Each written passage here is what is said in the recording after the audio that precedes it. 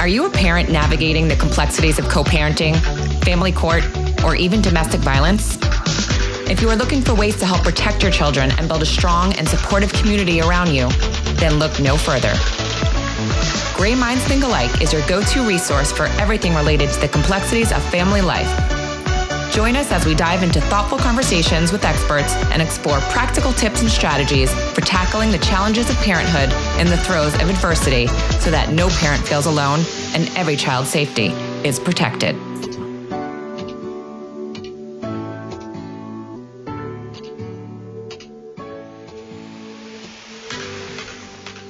Hi there, and welcome to Gray Minds Think Alike. Today in our virtual studio, we have Sheri Kurdakul, the founder and CEO of Victim's Voice, a new app that helps domestic violence victims collect and store legal, court-admissible evidence. Sheri's main focus is on making a measurable difference in the lives of victims and survivors so their abusers can be held accountable and they can begin to reclaim and rebuild their lives in safety and on their own terms. Hi, Sheri. Thank you for being with us today. It's nice to speak with you again. Thank you so much for having me. Absolutely. I would love for you to just begin with telling the listeners about your background and how Victim's Voice began. It's an interesting story. So many people who start nonprofits or businesses in this area. I too am a survivor. I'm a survivor of child sexual assault, child abuse, domestic violence, adult sexual assault. But I'm also a survivor of criminal, civil, and multiple family courts. The tool itself, Victim's Voice, started when my daughter was 10 years old, my youngest daughter. She came home from school one day telling me that a friend of hers had been getting picked on. And so the friend went through the normal channels that they're always told to do, tell the teacher. And then she told the teacher nothing really happened. So she told the guidance counselor, and then word got out that she was telling. So the abuse got more intense. And my daughter came home and said, I wish there were a way that she could report it privately. I wish there were a mobile app. So me being the mother that I am, I looked at her and said, then build one. So she proceeded to go in her room and for hours did hour of code, learned the basic principles of coding, and then used a coding platform to build a How old was she? She was 10. So most people can't even code as adults. So that's commendable right there. I think they come out of the womb coding these days. That's true. So she built it for a science fair project. And of course, won elementary division, won all kinds of communications awards. We were invited out on the West Coast to speak at a developers conference. We're located on the East Coast. And she's very much an introvert. So after all the attention, she was on radio shows, she was in newspapers, all kinds of stuff. When we were speaking at the developers conference, there were a lot of Q&A after the session about other applications. And that's really when the light bulb went off for me. I had worked in tech spaces, always in marketing departments, but I never really put two and two together. I worked with enterprise technology, and being a survivor, working with technology, it just really never occurred to me to put the two together until this happened. And that's really where Victim's Voice was born. Her app was called the Zebra app. It was an acronym for Zoe Ending Barriers in Reporting Adversity. And the only thing she said to me was, you can use whatever you want. You just can't use my name. So we dropped the Z off, and that's where Abinra comes from. It's a nod to her. So Abinra is our corporate name. That's incredible. Like I said, most 10-year-olds that I've been encountered with are watching YouTube. Yeah.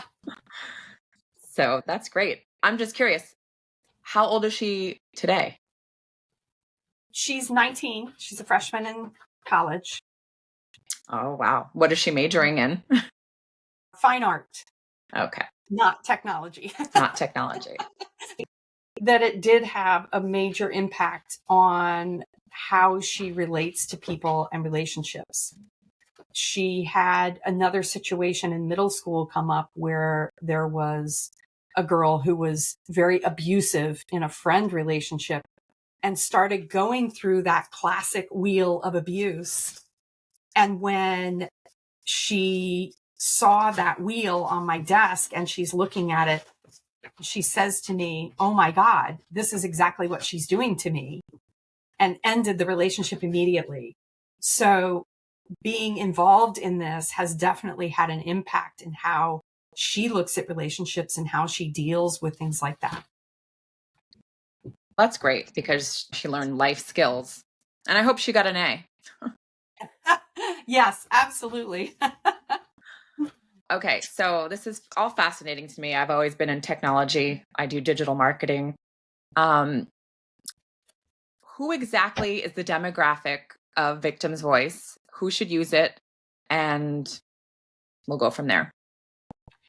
Ideally, it's anyone 13 and older who is in a relationship that something feels off. It doesn't feel right, but you may not be able to put a name to it yet. That's really the ideal time to start documenting. Because as we know, abuse cycles, you start to doubt yourself, you start to make the excuses, you start to cover up for the abuser. You're not quite sure if it qualifies for abuse. It's that Right. real gray area until things start to escalate so much that by the time you realize that you're really in trouble, all this historical information has already happened, but you have no record of it. Right. So we always tell people, if you're feeling uncomfortable about what's going on, it never hurts to document. And that goes to our tagline of legally admissible documentation really doesn't matter until it does. Absolutely. Yeah.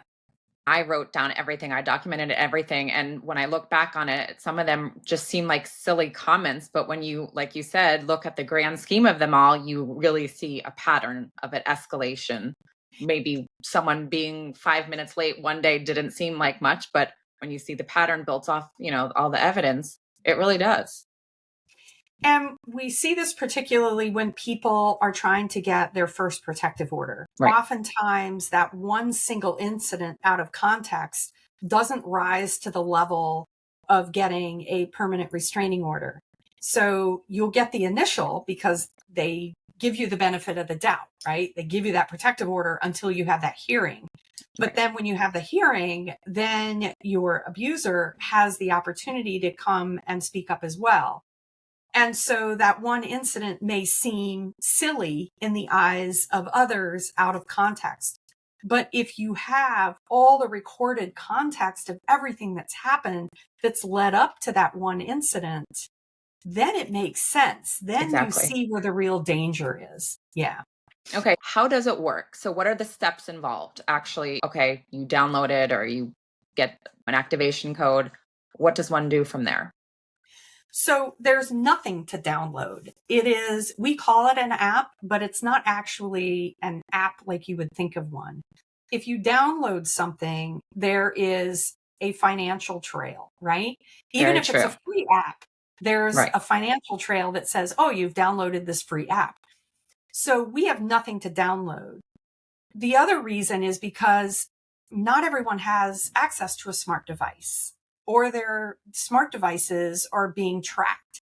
So ours is a web-based app, meaning that you can use any system that can connect to the internet to access your account. And so you can use a workplace computer, you can use a school computer. You're not violating any computer usage policies because we're not downloading and storing any information on any local device.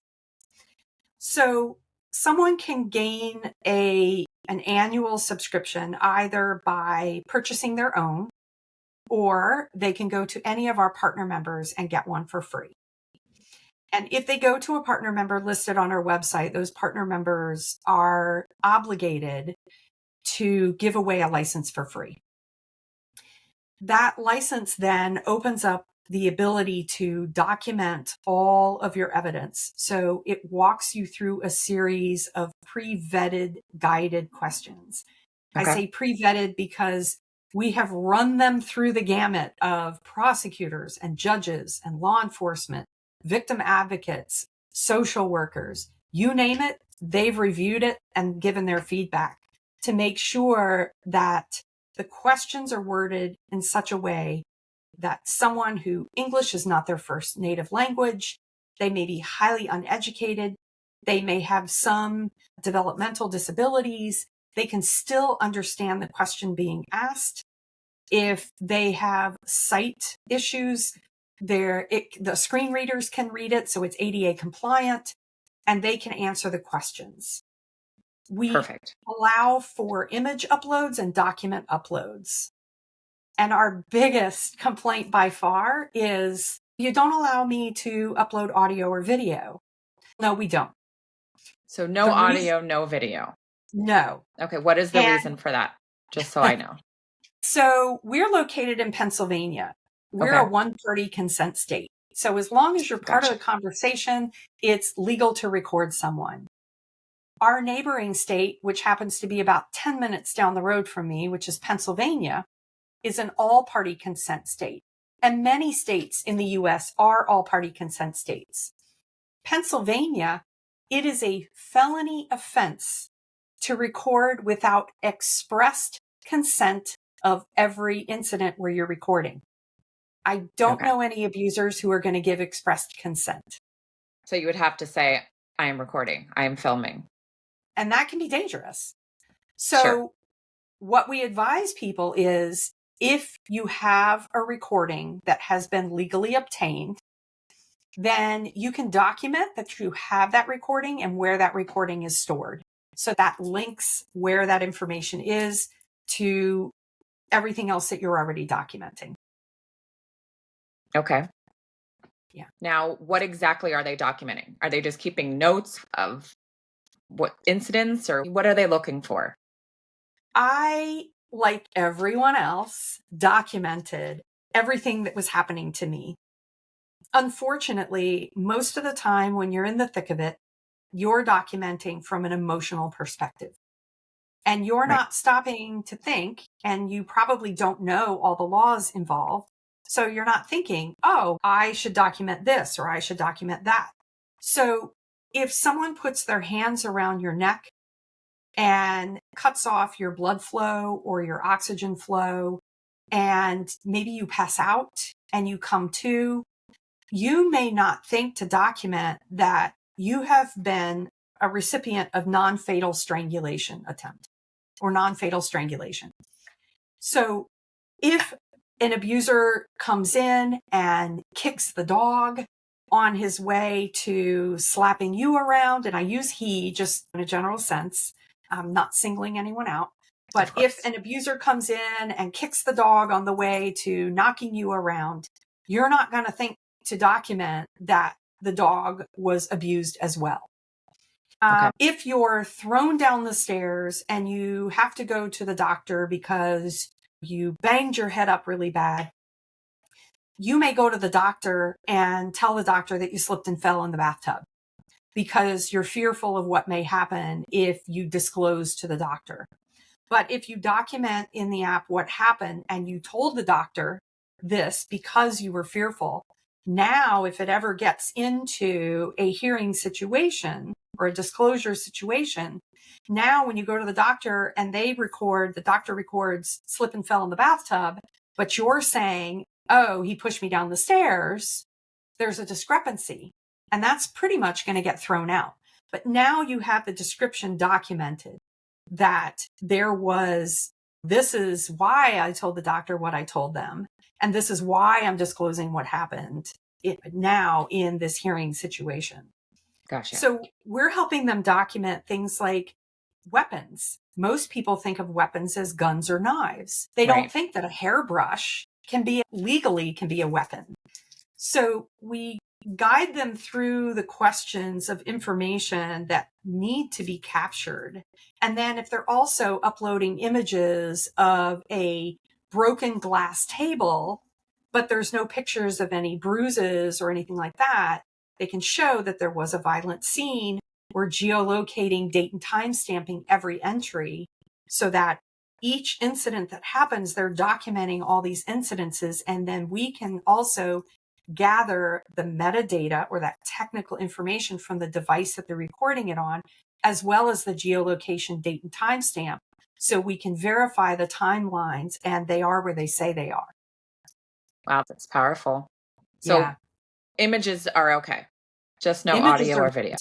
Okay. What we see from usage type that comes in, we don't know who our users are. You could be a user on my tool and I would have no idea. And I'm the CEO of the company. But we do see that entries are being made, what state the entries are coming from. And we see whether or not images are uploaded. We don't see what those images are because those images are encrypted.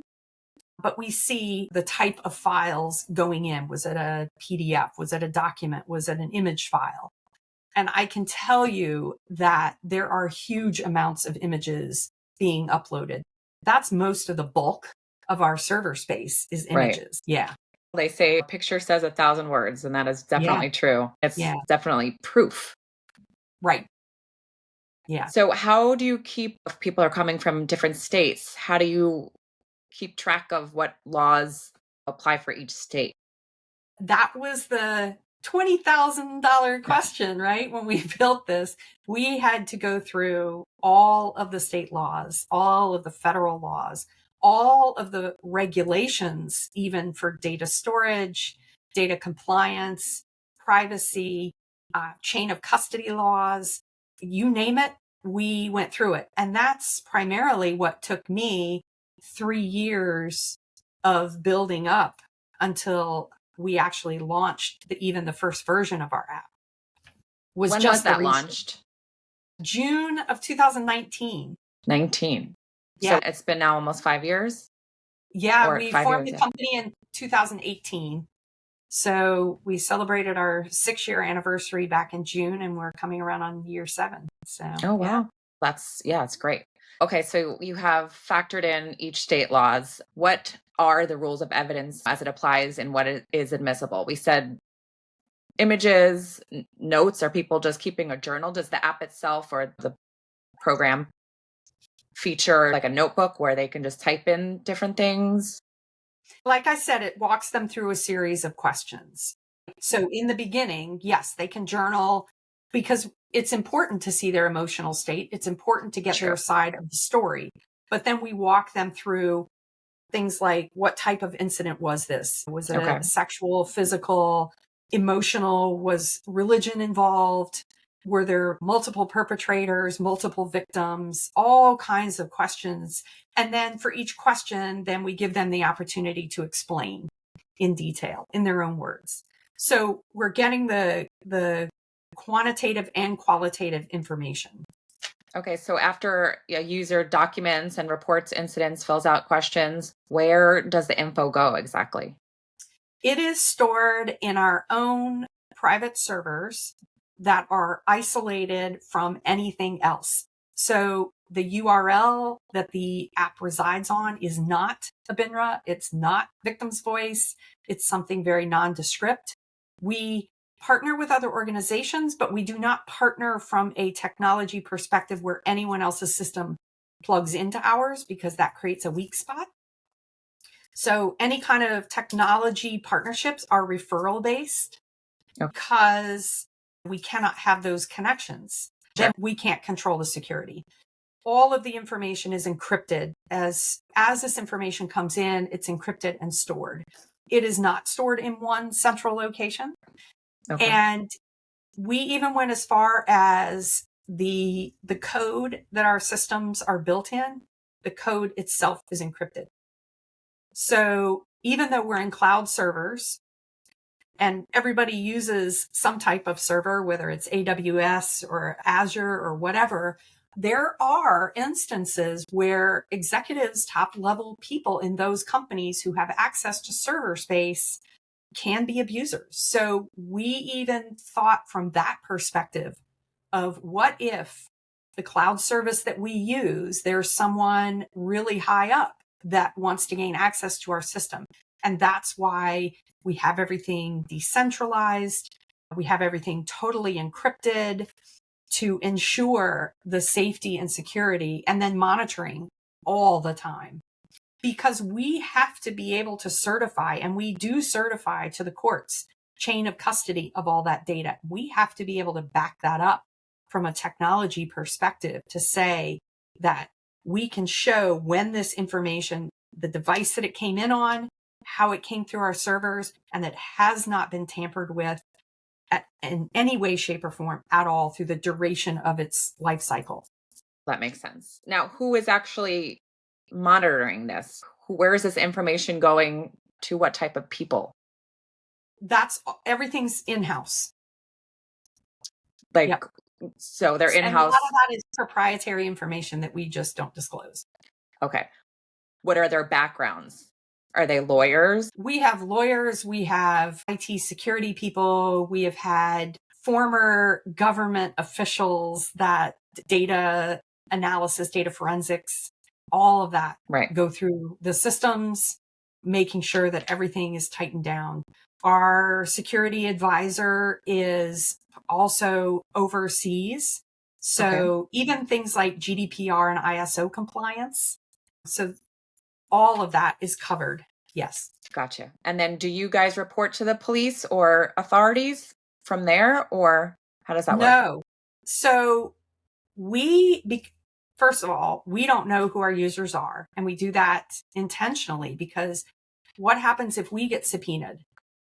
And then we're forced to relinquish information where it may not be safe for that survivor to put that information out there.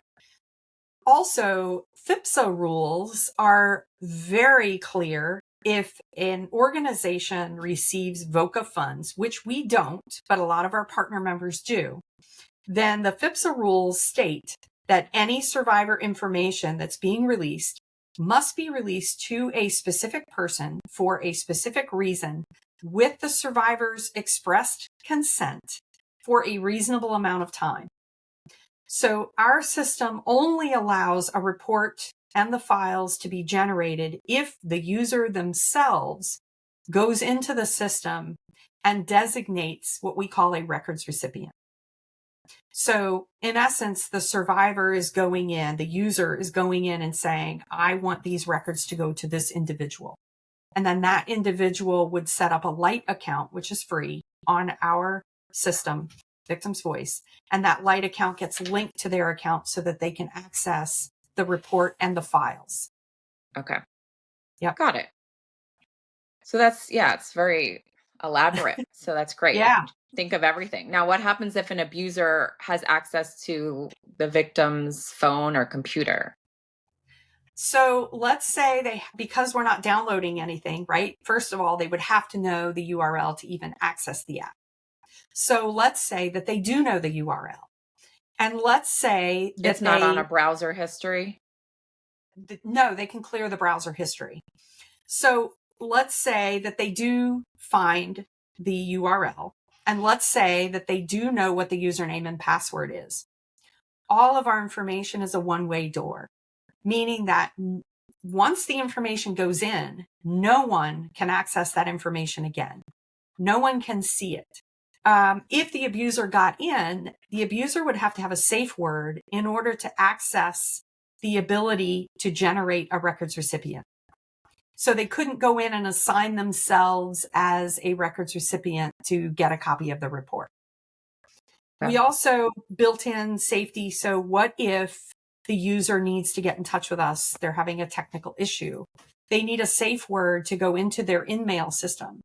Their InMail system allows them to communicate with us without disclosing who they are, because we just see that a user has asked this question. Our customer support team then responds to that question and hits send, and it goes back into that user's InMail system. At no time is their identity ever disclosed. Got it. So we also have, unfortunately, it's all too common where victims don't make it out. And whether it's through death, medical incapacitation, or oftentimes in the case of Native Americans, missing and murder, officially missing. Right. We wanted to make sure that the victim's evidence could be heard even in those cases. So the user at any time can establish what we call a journal designee. And Gotcha. a journal designee is a trusted individual that in the event of one of those three cases, the journal designee can then request authority to assign a records recipient on behalf of the user. So the journal designee's Light account is linked. They don't have access to the user's account, but their Right. own account is linked to the user's account. And they would need to upload some official documentation for our company to review and authenticate. And then we turn on the ability for them to assign a records recipient. So Gotcha. even So that in helps death, with accountability and justice after the yes, fact.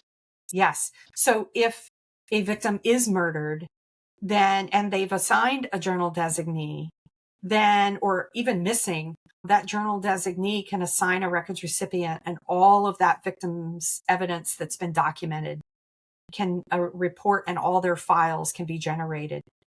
It's Will they also be really notified that they have this? Like if they're the beneficiary of the account? Yeah, if they're the journal designee. So let's say I'm the user of an account and you're my best friend. I would let you know that I'm going to assign you. You would get an email from our company saying you need to sign up your account or log in if you already have one. You have a set time frame, and then you have to electronically sign a durable power of attorney that authorizes you to request access should something happen to me. And if you're my trusted individual, you're going to know if something's happened to me. Of course. Yeah. I just wasn't sure if it was like someone lists someone and they don't know, and then someone dies, and then how would the mother know that existed? But if they're going to get an email, then I guess they will. Yeah. Yeah. So you were mentioning that victims could get this either by, you can get an organization to become a partner and you can get it donated through the organization. I'm assuming like a nonprofit. Nonprofits, we have prosecutors' offices. Some places call them district attorneys' offices. We have law enforcement. The latest law enforcement agency that just signed up was Kansas City, Missouri. Okay. We have, yes, you're right, nonprofit. We have medical facilities, so nurses. Oh, smart. We have So someone from these organizations someone would come to them and say, I need help, I'm a victim. And they'd say, here's a license, you can get activation, you can log in, and then start putting in all of your logs, your evidence from there. Exactly. And the partner member is trained. So we do an onboarding session and we train them how to onboard new users so they can sit with them and show them how to get up on the app, make sure they can access it, make sure they understand, they know what the URL is.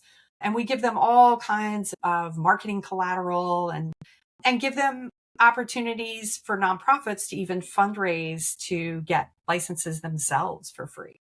Yeah. No, that's great. I'm thinking like how I can help with my organization, all the victims that are suffering. And I know we all have documented everything because that's what our lawyers say to do. They're like, write it down, document everything, and try to get as much evidence as possible.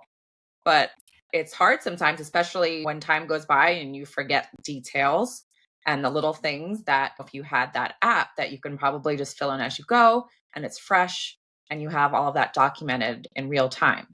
Yes. So I think that's great. But can someone buy an activation or a login on their own? Yes. Okay. And we do that because we also help people who are in stalking cases. Right. And so it may not be appropriate for them to go to a domestic violence shelter if domestic violence is not the case. We see this often. We've had universities purchase licenses for us because a student is being stalked and they need to document. Stalking is one of the hardest cases for law enforcement to prove. And so it makes it much easier to gather all that evidence, especially because We're geolocating, date and time stamping. And Right. so you can See, this would have see. helped me big time because I was tracked to the courthouse. I didn't know there was a tracker in my car, and he saw that I was doing something at the courthouse. So something like this definitely would have helped because I Yes. logged everything. Yeah. Yeah. Yeah, that's great. I definitely want to talk to you more about that to get Grayson's Choice maybe involved. How do you get your partners? So right on the website, anyone can apply. There's a link for partner programs and they can go in. They can request a demo first if they'd like. Okay. It's really easy. There's a calendar and you can just pick your date and time. If you know you're ready, there's the application right on the website. You Okay. fill out the application. There is a minimum 10 license purchase to begin with. So there's a Okay. $300 investment in the front end. But after that, you only pay for what you need. Okay. So there's no minimum after that. Okay. So if you need Um, an 11th, you can get just one more. yep, Okay. exactly. And so part of the application is filling out information about your organization. If you are a nonprofit, you upload your tax exempt certificate so we can make sure we don't charge you any sales tax. Okay. And then once we receive your application, then we go through a pretty thorough vetting process to make sure that you're a legit organization. Right. You're not some creep calling for people to come into the basement for therapy sessions. You never know. We have turned organizations away. We have released organizations once they've been a partner member if we see that they are not fulfilling their duties as their mission statement says. Okay. If we feel they are unethical in any way, shape, or form, they're not representing themselves properly, we have the authority to remove them from the partner program, and we have. Okay, great. Yeah. What, I guess, how do people get the app? So they would contact you. Is anything needed tech-wise, a browser specific, Chrome? What do they need? So any kind of browser, but we highly recommend that they use DuckDuckGo, especially if they're using a mobile device that they fear is being tracked. They can download the DuckDuckGo app, browser right on their phone. It's free. And then from there, DuckDuckGo does not store any history in the phone. And at the bottom of the button, there's a little flame and they can tap that and it wipes everything. So it's That's really, great. Yeah, it's a really secure browser. We've turned a lot of district attorneys' offices onto that. Yeah. And you can, if you're using a computer and you're using a Chrome browser, there is an extension, the DuckDuckGo extension, that privatizes everything on there and makes sure that everything is really secure. So we are all about the folks at DuckDuckGo. So you would go on DuckDuckGo and then on that browser from there, go to the link. Yep. Or download the extension or the app, depending on the device that you're using. Yeah. Gotcha. And can you save it to your phone as an app so they can just press a button? Okay. DuckDuckGo is an app. It's a browser app, just like you have a Safari app or a Chrome app. You would have a DuckDuckGo app. And you just download it and then you search for everything in there. And it will show you how secure sites are and how many trackers there are on every website, all kinds of really interesting information. So this would be great for therapists that have clients that are domestic violence victims so that they can help their clients get the accountability they need. You could go to so many different avenues here, not only the nonprofits and the legal and the therapy and the doctors. There's so many people that can benefit from this. Yeah. And full disclosure, we do not receive any kind of compensation from DuckDuckGo. I have known people that work there. I have vetted the company myself and I use the app myself. So it's just something that myself and my co-founder have found to be a really good tool. And when we find something that we really like, we're not afraid to go out there and say, hey, use it. Absolutely. Yeah. Word of mouth is the best way. Yep. So what has been the feedback so far from either partners, victims? What are some things that you can tell me that people that have actually used Victim's Voice, what have they said? We don't get a whole lot of feedback from users, only because it's a sensitive topic. A lot of people don't like to out themselves. We have gotten a few people, though, to give us a call, and they're usually very teary conversations to thank us so much that they wouldn't have been able to do what they did in court without it, that they really felt like it saved their life, the life of their child. We have had a few attorneys call us, and our response is always the outcome of the case is not really, it really doesn't matter to us, the outcome of the case. What matters to us was, were you able to use it as evidence? Was it helpful in you doing your job? And the response has always been an overwhelming yes. That's great. That's what you're looking for, right? You want to Right. actually make sure your product works effectively. Right. Because we cannot determine the outcome of a case. There Of are course. so many variables. You have, are the attorneys ethical? Is the judge ethical? There's just, is the case really what it presents itself to be? There's just so many different variables. Right. That is not what we can control. What we can control is, was it able to help collect all the evidence, Right. compile it in one location, and help them do their jobs better? And was it used as evidence? Was it accepted by the courts as evidence? Oh, Yes. true. So is there an instance where they wouldn't accept something aside from the audio video? We have never had any complaints of that at all, ever. Okay, good. I'm Yeah. sure this is great for lawyers. They're probably ecstatic to have this help gather their evidence to win their case. Yeah. And there's an evidence standard called the Daubert standard. Okay. There's the Daubert standard and the Frye standard. So Daubert is Daubert, Frye is Frye. And Daubert is really the gold standard. It's a 5-point test to whether or not expert testimony, whether it's in person or technical evidence, can be admitted. And so that was really the standard that we used. There were a lot of technologies out there. Blockchain was huge when we were first starting. That was the buzzword of tech, but we couldn't use it because it's not a time-tested, peer-reviewed technology that would be accepted as per the Daubert standard.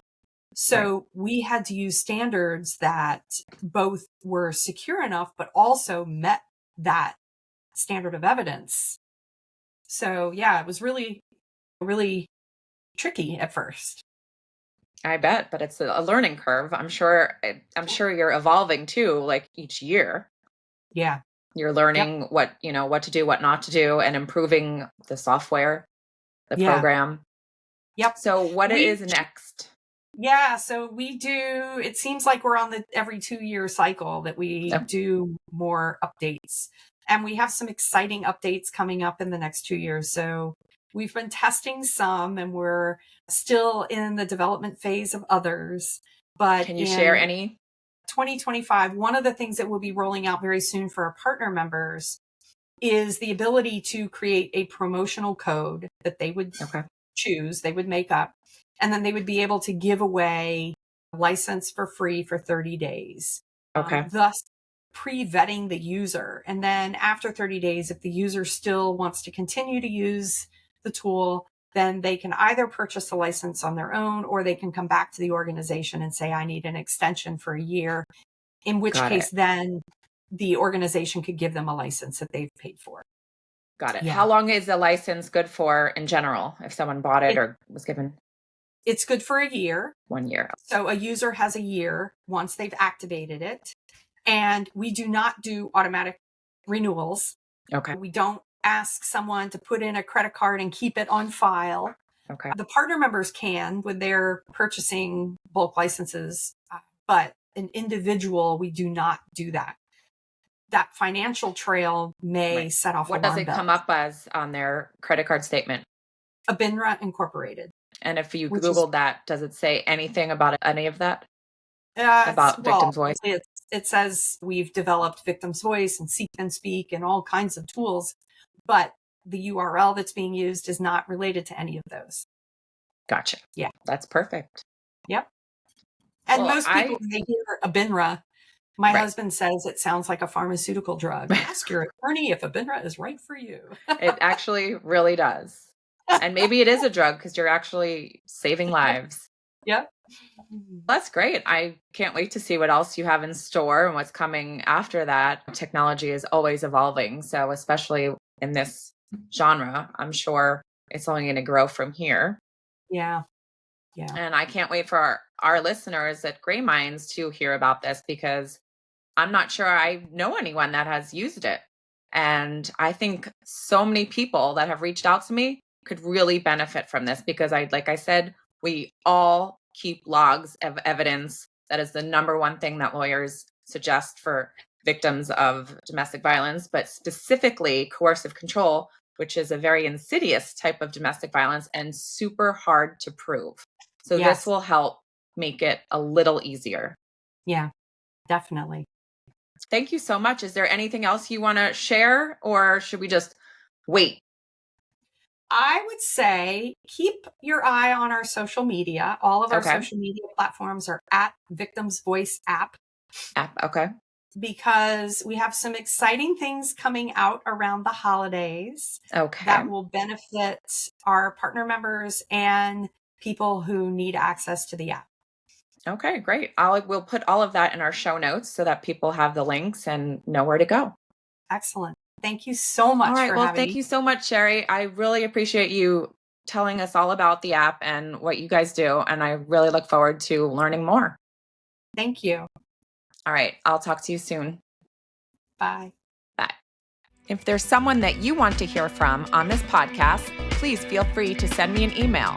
Or if you would like to be a guest, please reach out at Ali@graysonschoice.org.